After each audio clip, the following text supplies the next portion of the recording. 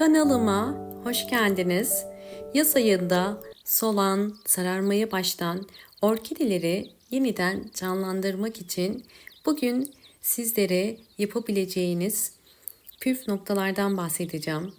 Özellikle orkidelerinizin birden fazla yaprak ve çiçek çıkarabilmesi için sonbahara girmeden önce yapmamız gereken, dikkat etmemiz gereken bazı bakımlar var. Şu anda elimde gördüğünüz orkide bakın 2 tane keiki çıkardı ve ikisi de çiçek dalından çıkan keikiler. Orkidelerin bu şekilde sağlıklı keikiler, yapraklar çıkarabilmesi için köklerinin muhakkak sağlıklı olması gerekiyor. Aktif, yani bu şekilde yeşil ve canlı olması gerekiyor. Sizlerle şimdi özellikle kış ayına girmeden önce orkidelerinizi yeniden canlandırabilmek için bir sıvı bitki besini hazırlayacağım. Bunun için pirinç kullanacağım. Pirinç, orkide bakımında sıvı bitki besini olarak kullanabileceğiniz en iyi gübrelerden. Pirinci kullanırken bugün sizlere aylarca kullanabileceğiniz bir gübre tarifi vereceğim. Bunun için 2 yemek kaşığı dolusu pirinci bir mutfak robotunun içerisine koyuyorum. Ve daha sonra kapağını kapatıp bunu toz haline getireceğim.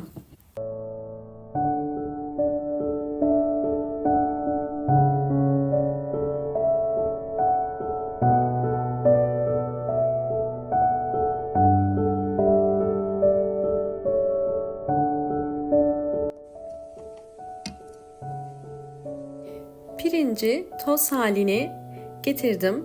Şimdi bunu orkidelerde kullanabilmek için sıvı gübre haline getireceğim.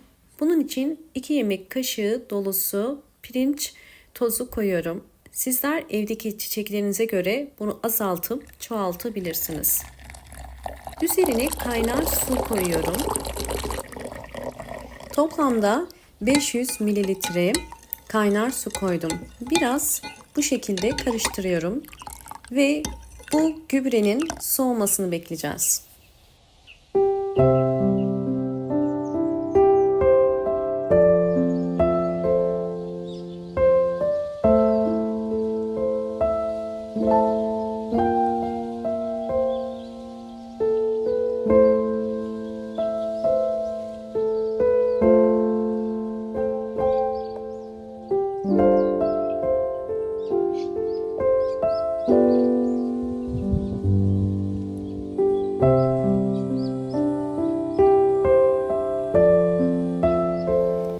Suyum yeterince soğudu. Üzerine arıtma suyu koyuyorum. Toplamda 1 litreye tamamlıyorum. 500 mililitre pirinç suyu, 500 mililitre de arıtma suyu koydum. Biraz karıştırıyorum. İçerisinde posası olduğu için bunu mutlaka süzmemiz gerekiyor.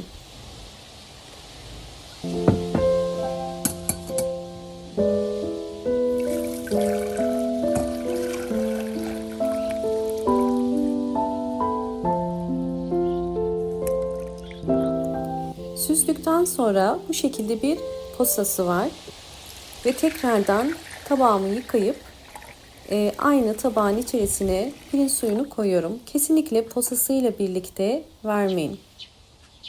Evet, gördüğünüz üzere elimde tamamen kökleri çürümüş ve çekilmiş bir orkide var. Neredeyse ölmek üzere, yaprakları da tamamen yumuşamış. Özellikle bu tarz sıvı bitki besinlerini bu tarz orkidelerde kullanmanızı tavsiye ederim. Yeniden köklerin canlanmasına yardımcı olacaktır. Toplamda ben 8 yemek kaşığı kadar pirinç suyu koydum ve bu suyu akşama kadar yavaş yavaş çekecektir. Yine bakın, diğer bir orkide elimde gördüğünüz üzere, yine bu orkide çiçeklerini dökmüş ve artık yavaş yavaş solmaya başlamış. Bu tarz orkidelerde ilk yapmanız gereken solan orkide dalını kesmek ve çürüyen kökleri kesmek.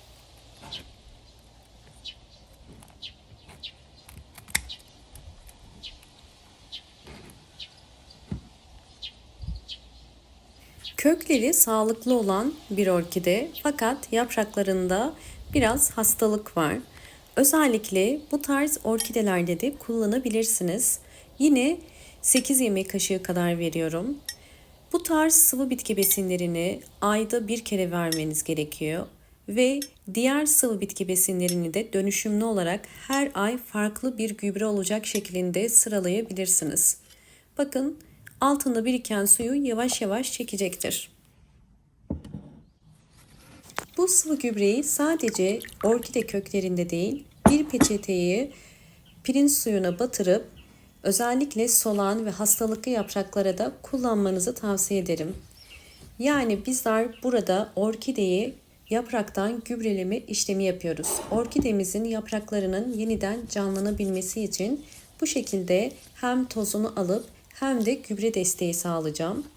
Ve bu işlemi uyguladıktan sonra orkidenizi mutlaka bol ışık alan havadar bir balkona ya da bir pencere kenarına koyabilirsiniz. Kurutmanıza gerek yok. Bu gübre üzerinde yavaş yavaş kuruyacaktır.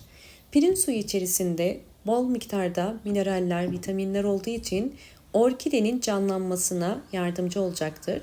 Orkidelerimin aylar içerisindeki gelişimlerini sizlerle tekrardan paylaşacağım.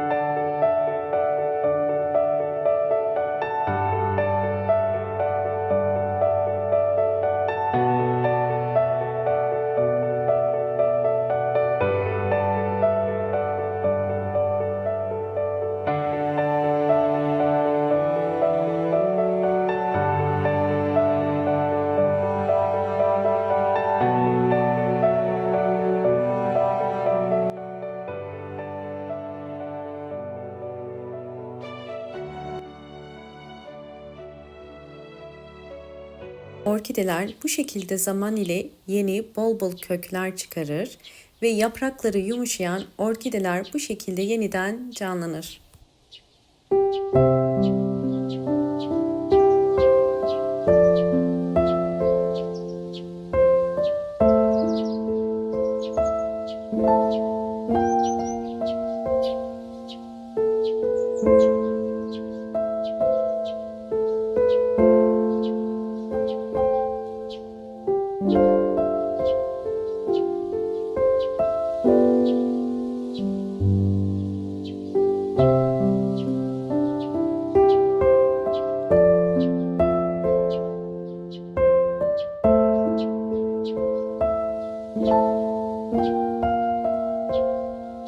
Evet, orkidelerimin gelişimlerini sizlerle paylaştım.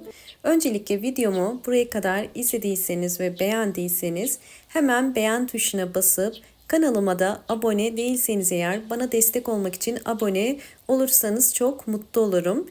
Aynı zamanda Instagram adresimi de takip etmek istiyorsanız hayata dair püf noktaları olarak takip edebilirsiniz. Gördüğünüz üzere orkideler gayet sağlıklı şu an ve bakın bu orkidem 2 tane yeni keyiki çıkardı.